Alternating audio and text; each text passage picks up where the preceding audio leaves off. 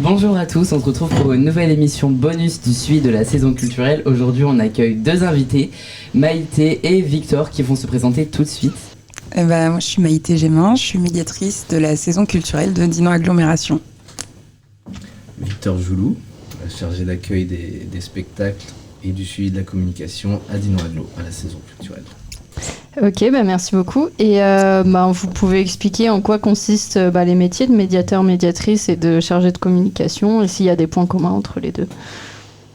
Je m'occupe du suivi de la com. Ok. C'est en relation avec le service communication. Je vais m'occuper de la communication, tout ce qui concerne les productions.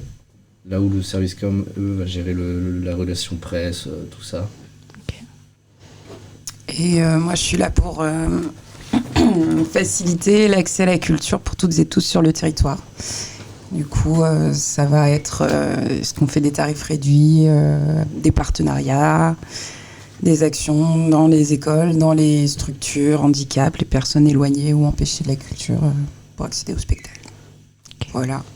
Du coup, la différence entre nos deux métiers, je pense déjà qu'il y a une question de temporalité, où la médiation, c'est quelque chose qui se pense à long terme. On crée du lien avec les gens, on crée un lien de confiance, etc., pour qu'ils aient envie de revenir au spectacle. Que du coup, la com, c'est plus spectacle après spectacle. Ouais, c'est dans l'instantané, communiquer sur les spectacles qui ont du mal à se remplir, diffuser, diffuser, tout ça. C'est dans l'instant T, quoi. Et donc, est-ce que vous envisagiez tout petit de faire ce métier ? Pas du tout. Et donc, dans ce cas-là, vous vouliez faire quoi ? C'est quoi votre parcours alors ? Alors moi je voulais être acteur quand j'étais petit. Mais ça a évolué au fil du temps en fait et je me suis retrouvé dans le spectacle assez vite.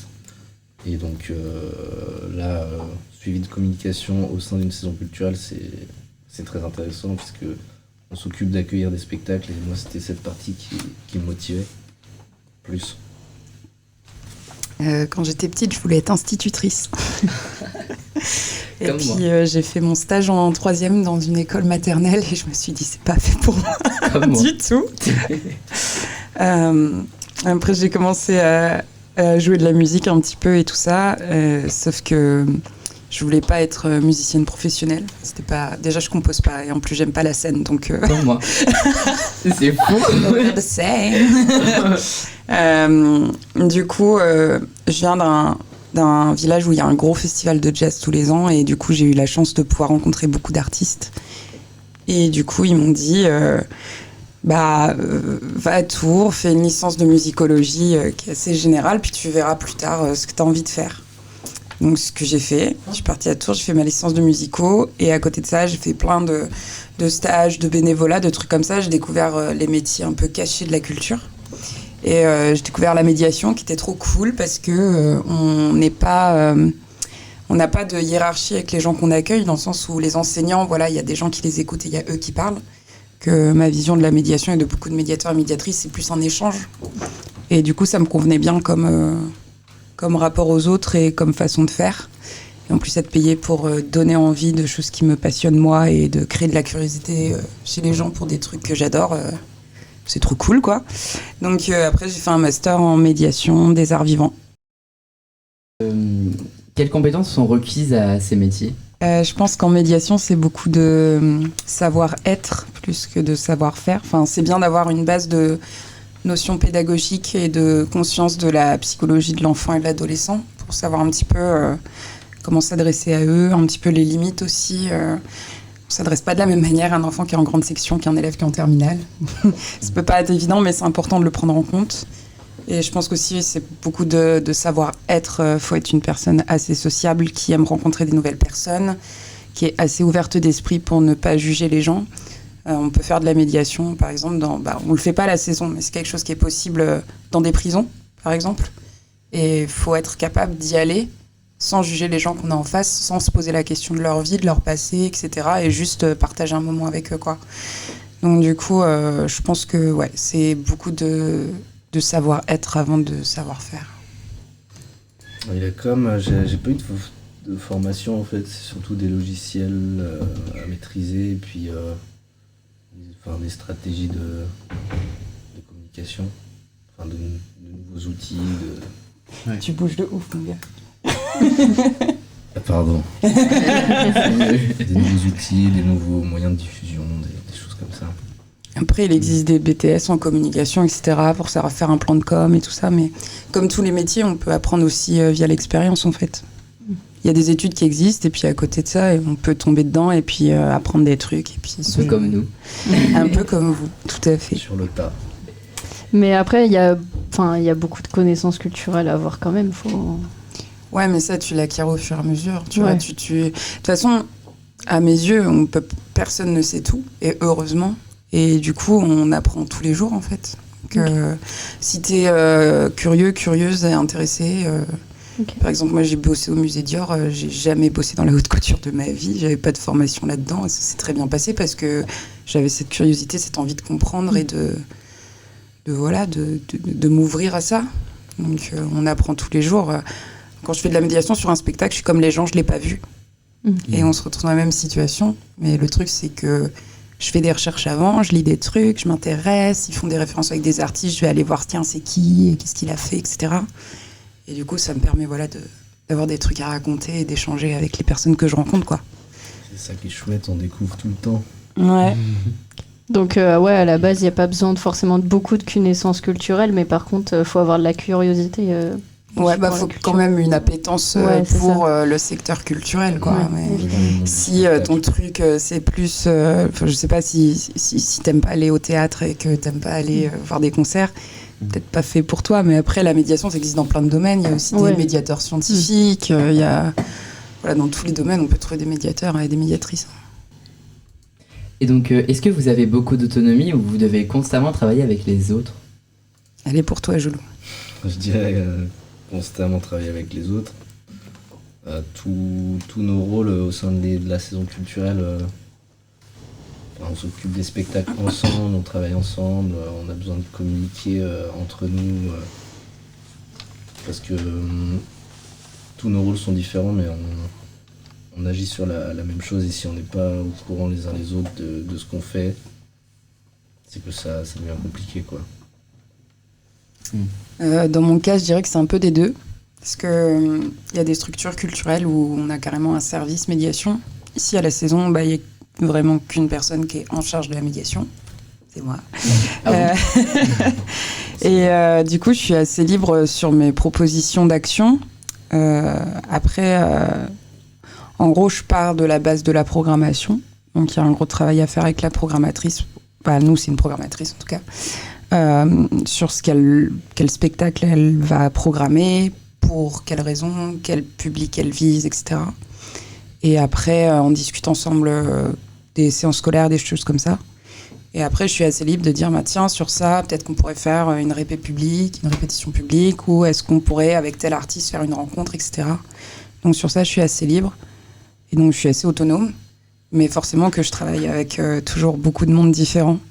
Parce que quand, par exemple, je propose une intervention en milieu scolaire, du coup, il faut que les profs soient d'accord, que je comprenne pourquoi ils ont envie de le faire, quels sont leurs objectifs pédagogiques. Il faut que je comprenne ce que l'artiste attend de cette rencontre aussi, à quoi il est prêt à répondre ou pas, est-ce que ça l'intéresse, est-ce qu'il y a des sujets tabous ou pas. Et puis, faut que je me dise aussi, ok, les élèves qui vont venir, est-ce que c'est des élèves qui sont habitués à venir ou pas ? Est-ce que ils ont déjà des connaissances, qu'ils connaissent déjà l'artiste ou pas ? Enfin, voilà. Donc, du coup, je travaille toujours un petit peu avec beaucoup de gens pour mettre en place une action. Donc, j'ai la liberté des actions, et une fois que mes actions sont installées, mises en place, imaginées, en tout cas, après, là, il faut que je deal avec beaucoup de gens. Ok. Et qu'est-ce qui est un peu le plus difficile dans votre métier ? Ce qui est difficile avec mon métier, c'est déjà que personne ne connaît mon métier. Donc à chaque fois, il faut que je le réexplique. Même là, il n'y a pas longtemps, j'étais en formation. Et le formateur, il m'a dit « Médiatrice culturelle, d'accord, vous pouvez expliquer à tout le monde ce que c'est ?» Et j'ai bien compris que lui-même ne savait pas ce que j'étais en train de faire. Du coup, il y a une méconnaissance de ce métier-là qui peut parfois être un peu difficile dans la compréhension de pourquoi je le fais. pourquoi je le fais comme ça, de comment je le fais, etc., qui est un petit peu en décalage par rapport aux autres métiers. Parce que je le vois à long terme, mais pas à court terme. Enfin, c'est un métier à part entière, en fait. Et donc, il faut le réexpliquer à chaque fois à tout le monde, aux profs, aux élèves, aux gens avec qui je peux travailler en général, quoi. Donc, c'est ça qui peut être un petit peu difficile parfois. De faire passer l'info avec les moyens qu'on a, de toucher des nouvelles personnes à venir au spectacle. C'est parfois compliqué d'aller vers une nouvelle population, des nouveaux spectateurs qui voient pas forcément les informations. Il y a des affiches, il y a beaucoup de choses et les gens voient pas forcément. C'est difficile d'aller chercher des nouvelles recrues. Ouais, parce que toi, en fait, c'est en distance, quoi. Tu vois, genre, tu fais des affiches, tu fais des trucs, et après, t'as pas le contrôle sur les gens qui vont la lire. Ouais, c'est que ça. moi, je suis plus face aux gens et je contacte des gens qui connaissent des gens. Quand je dis ça, c'est un enseignant qui connaît une classe, c'est une assistante sociale qui connaît des bénéficiaires, et du coup, ça me permet de toucher des gens plus facilement parce que je les rencontre, je les vois, ou j'ai le contact de quelqu'un qui va leur en parler. Donc, je pense qu'il y a une grosse différence là. Ça, c'est une question pour Maïté. Est-ce qu'il y a des médiatrices ou médiateurs culturels dans toutes les saisons ? Non. Ah. En fait, des médiateurs, des médiatrices, on peut en trouver partout. On peut en trouver dans les musées, on peut en trouver dans les salles de spectacle. On peut les retrouver dans des saisons de territoire comme nous. Mais c'est pas une obligation, en fait. C'est pas du tout... Quand on crée une saison culturelle, quand on crée une programmation culturelle, quelle qu'elle soit, on n'a aucune obligation de faire de la médiation. Après, c'est un choix aussi qui est politique. Est-ce qu'on a envie de... En fait, la culture est un droit. Voilà, à Fribourg, ils ont signé un truc, tous les pays européens, pour dire, OK, la culture est un droit, l'accès à la culture est un droit. Et donc, politiquement, on peut faire le choix de dire, nous, on s'inscrit dans cette mouvance-là de droit à l'accès à la culture et aux cultures. Et donc, du coup, on va mettre en place des actions dans ce sens-là. Alors, ces actions-là peuvent être mises en place par n'importe qui en soi. Mais quand on veut aller un peu plus loin, quand on veut se créer un réseau, quand on veut avoir des relations fortes avec des structures ou des écoles, c'est important d'avoir une personne de référence dont les enseignants savent qu'ils peuvent la contacter, etc. Mais c'est pas du tout une obligation.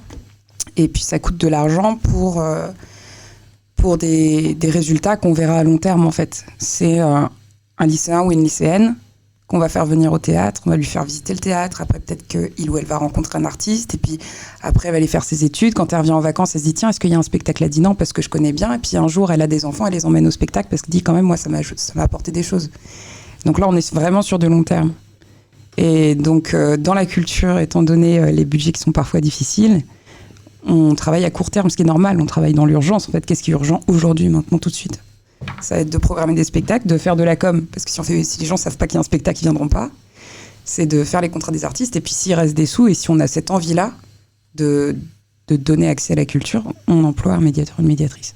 Après, c'est quelque chose qui se fait de plus en plus. Il y en a quand même beaucoup de structures qui ont des médiateurs, des médiatrices maintenant. Ton avis à toi, est-ce que, il compte vraiment dans la programmation, dans toute la construction de la programmation, ou pas tant que ça? C'est pas mon boulot de faire la programmation.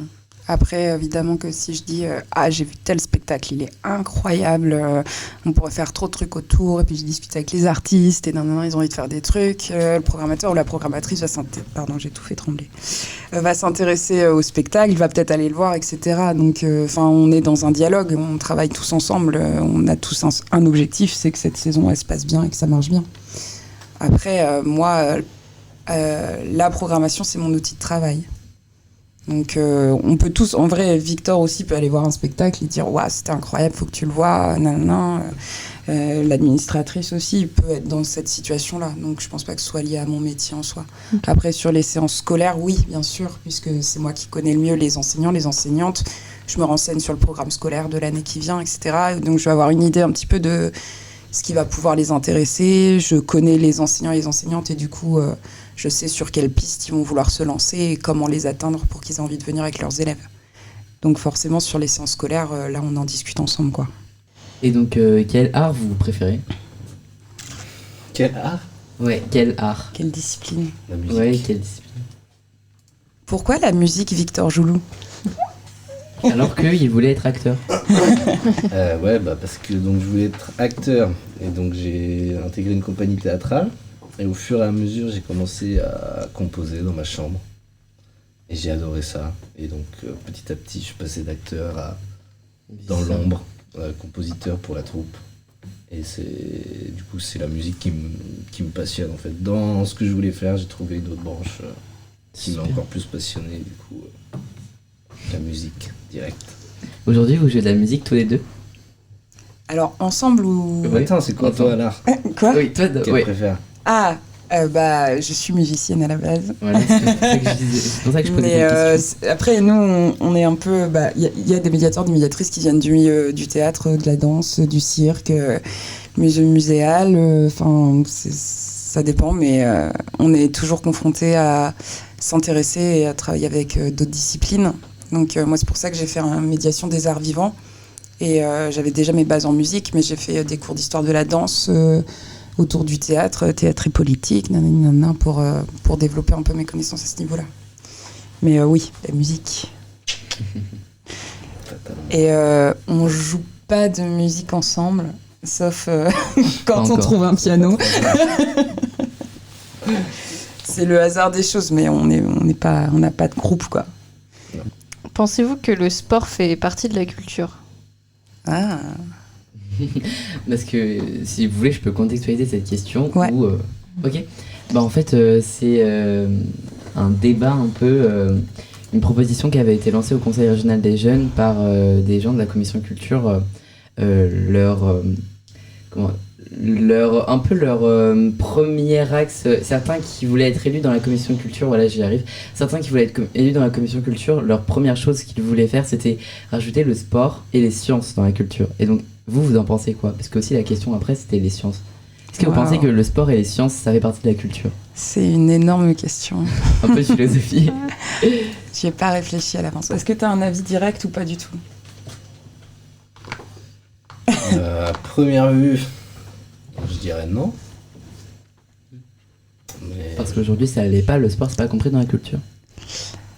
Alors, dans ma vision des choses, je dirais que le sport, la pratique du sport et aller voir du sport, c'est une forme de culture. Parce qu'il y a des codes que tu connais ou que tu connais pas. Si tu les connais pas, tu n'oseras pas forcément y aller, tu n'oseras pas forcément te lancer. Si tes parents font du sport, il y a plus de chances que tu en fasses. Donc c'est une forme de culture. Après, nous, quand on parle de... En gros, je pense qu'il y a une différence entre la culture sociale et la culture artistique. Je pense qu'en fait, le mot culture peut-être doit être modifié en disant le secteur artistique, le secteur du sport, parce qu'en fait, tout est culture. La politique, c'est de la culture. Le lycée, vous êtes dans une culture particulière avec ses propres codes, ses propres connaissances, ses propres relations. Donc en soi, on pourrait tout considérer comme de la culture. Donc le risque après de mettre trop de choses dans une seule boîte, c'est que ça se dissolve. Je sais pas si c'est clair ce que je veux dire. C'est vrai. Ouais. Mais c'est que, voilà, si on met tout le monde dans la même boîte, c'est des budgets qui vont se mélanger et selon les intérêts des uns et des autres, et ben je pense que le risque, c'est un petit peu de se perdre. Mais après, c'est toujours intéressant, par contre, qu'il y ait des ponts qui se fassent. Par exemple, on a, je sais pas, un spectacle sur la boxe. On a un club de boxe, je sais pas, au lycée ou je sais pas où. De créer du lien entre les deux, c'est chouette, quoi. Parce qu'on a des codes différents. Par exemple, je sais pas, le club de boxe, il peut donner des codes sur la boxe qui aideront les spectateurs à comprendre le spectacle. Donc là, il y a des ponts à faire qui sont hyper intéressants, de croisement des cultures et de croisement des gens. Mais ouais, je pense que c'est le mot culture qui crée un petit peu cette confusion, quoi. moi, je dirais plus Enfin, pour moi, je sais pas. Le sport, c'est du loisir ou de la performance plus. Genre. Je sais pas. Mais si, Je oui. sais pas. En vrai, c'est pas une question facile. Ouais. Voilà, vous, Ouais, c'est vous clair. nous aidez Mais pas. en hein. fait, oui, mais voilà, c'était la question bonus. Non, mais c'est intéressant, par contre, de se poser la question. Ouais. Ouais. Moi aussi, ça m'avait interpellé justement. Carrément. Et en dernière question, cette année, est-ce qu'il y a un spectacle qui vous a touché un peu plus particulièrement, un souvenir particulier spectacle qui m'a vraiment marqué, c'est Les Possédés d'Ilfurs. C'est un seul en scène. J'ai trouvé ça... Enfin, j'ai pris une énorme claque, en fait, par le comédien. Et tout ce qu'il raconte, son histoire, ça m'a vraiment ému et bluffé et choqué. Je m'en remettrai jamais de ce spectacle. Et... Ouais. D'ailleurs, c'est un spectacle qu'on a loupé et je suis vraiment déçu parce que Marie aussi a compté ce spectacle parmi ceux qui lui ont touché. Bon, elle a dit à peu près toute la programmation, mais c'était parmi les premiers. Non, mais c'est vrai, elle a dit beaucoup de spectacles parce que après aussi c'est elle qui a choisi. Donc bien sûr que les spectacles l'ont touché, mais c'était l'un des premiers spectacles, voire le premier qui lui est venu en tête. Et c'est vrai que j'aurais bien voulu le voir. Moi, j'ai adoré la venue de Jazz DeLorean à la cafétéria de la Fontaine des Eaux, parce que déjà, c'était pas prévu. À la base, en fait, on devait faire des représentations scolaires, et en fait, on n'a eu aucune inscription. Sauf que ce qui se passe, c'est qu'on signe les contrats avec les artistes avant les spectacles. Donc lui, il avait ses sous, quoi. Donc on s'est dit, plutôt que de, entre guillemets, perdre cet argent, on va le transformer. Et du coup, c'est là que j'ai contacté votre club musique et j'ai dit, on pourrait faire un truc ou pas? Et on dit, je sais pas, c'est gratuit. Je dis, ouais, pas de souci. Et du coup, vraiment, ça s'est décidé en 3 semaines, un truc comme ça. De base, ces séances scolaires, elles devaient être payantes. En fait, les scolaires auraient dû payer le lycée. En fait, ce qui se passe quand on fait des séances scolaires, c'est que c'est l'établissement scolaire qui paye. Ouais, voilà. Donc c'est 6 € par élève et c'est gratuit pour les enseignants et enseignantes. Mais du coup, voilà, comme partout, il y a un budget à respecter et donc ils peuvent pas tout faire, quoi. Mais là, vraiment, 0 réservation. On s'est dit, c'est trop dommage d'annuler alors qu'il est là, tout est OK pour qu'il soit là cet après-midi-là, quoi. Donc autant faire un truc. Et donc, du coup, ça a été vraiment un peu freestyle. On lui a dit, tu veux jouer à la cafétéria du lycée? Il a fait, OK. Et donc, vraiment, on a été super bien accueillis par le club musique et tout. C'était des jolies rencontres. C'était vraiment bien. On a été super bien accueillis. Genre, ils nous avaient préparé un goûter et tout. Enfin, vraiment trop gentil. Ouais. Et il y a eu plein de monde. Ouais. Nous, on s'attendait à les jeunes qui côtoient le club musique, puis 2-3 curieux. Là, les gens pouvaient plus s'asseoir et tout. C'était génial. Enfin, c'était vraiment une grosse réussite sur un truc qui était pas du tout prévu comme ça. Et ça a été vraiment une belle rencontre pour tout le monde. Et moi, ça m'a fait chaud au cœur de voir autant d'élèves quand on leur propose quelque chose de venir par eux-mêmes. Parce que là, c'était pas organisé forcément c'est pas un enseignant qui a obligé sa classe à y aller. Là, c'est vraiment une démarche personnelle de dire, vas-y, il y a un truc gratuit, je vais voir ce que ça donne. Et pour moi, c'est incroyable, quoi. C'est génial. Donc moi, c'est cette action-là de médiation qui m'a vraiment touchée parce que on a eu les gens du club musique qui ont été hyper au taquet, qui vraiment étaient hyper contents, ça a super bien marché. Après, on a eu des échanges, vous êtes venus pour filmer et tout. Enfin, ça a été un truc de réussite totale qui est assez rare en médiation. Il y a souvent des petites choses à ajuster, etc. Que ce truc pas prévu, c'était incroyable. Je sais que moi j'ai des amis qui ont loupé Jazz DeLorean et je leur en avais parlé juste après, donc pendant le cours en fait qu'il y avait juste après. Et du coup j'en ai parlé à mon prof aussi et mon prof il était là ce week-end. Je l'ai croisé, donc en fait. Mais c'est vrai que tout le monde était dégoûté d'avoir loupé ce truc-là parce que tout le monde disait c'était génial, etc. Donc non, ça a bien marché. Ce serait chouette qu'une fois par an il y a un truc comme ça quand on voit comment ça a marché, puis du coup si ton enseignant est revenu voir le concert, c'est qu'il y a vraiment quelque chose qui se passe, quoi.